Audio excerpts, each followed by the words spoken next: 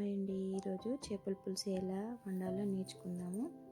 దానికి కావాల్సిన ఇంగ్రీడియంట్స్: చేప ముక్కల్ని కడిగి పెట్టుకోవాలి, పక్కన పెట్టుకోవాలి.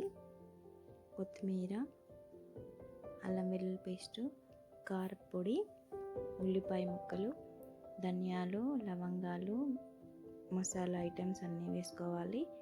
పచ్చిమిర్చీలు, కడిగి పెట్టుకున్న చింతపండు. ఇప్పుడు ఇక్కడ పక్కన పెట్టుకున్న ముక్కల్లో కారపొడి, అల్లం పేస్టు, మసాలాలు వేసి మెల్లిగా కలుపుకోవాలి. చేపలో ముళ్ళు ఉంటుంది, మెల్లిగా కలపాలి. ఇప్పుడు స్టవ్ పైన ప్యాన్ పెట్టుకొని ఆయిల్ వేసుకొని అందులో వేడయ్యాక ఆవాలు వేయాలి, పచ్చిమిర్చి వేయాలి, ఉల్లిపాయలు వేసుకొని కలుపుకోవాలి. తర్వాత అల్లం పేస్ట్ యాడ్ చేయాలి.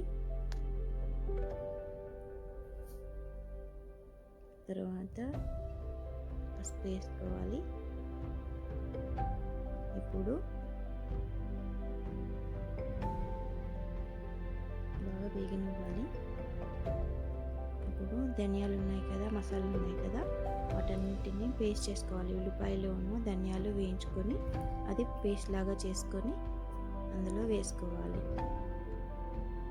ఇలా అయితే చేపల పులుసుకి టేస్ట్ బాగా పడుతుంది. దీన్ని మాడనివ్వకుండా 2-3 నిమిషాలు అలా కలుపుతూ ఉండాలి, లేదంటే మాడిపోతుంది కింద. ఇప్పుడు ఒక్కొక్క ఫిష్ని, ఒక్కొక్క ముక్కని ఒక్కొక్కటిగా వేయాలి, అన్నీ కలిపి వేయకూడదు. ఫిష్ చాలా సెన్సిటివ్గా ఉంటుంది కాబట్టి తొందరగా ఉడికిపోతుంది. ఒక్కొక్క ముక్కని వేసుకోవాలి, ఒక ముక్కని యాడ్ చేసుకుంటూ ఉండాలి.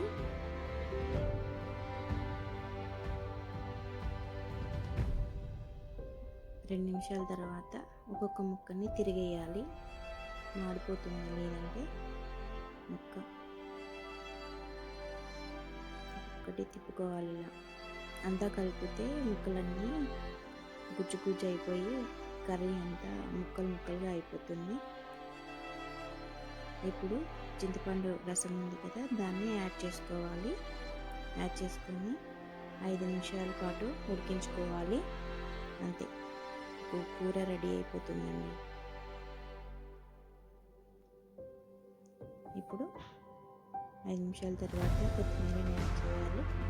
చేపల పులుసుని వండిన రోజు కంటే ఈవినింగ్ తిన్నా కానీ నైట్ తిన్నా కానీ చాలా టేస్టీగా ఉంటుంది.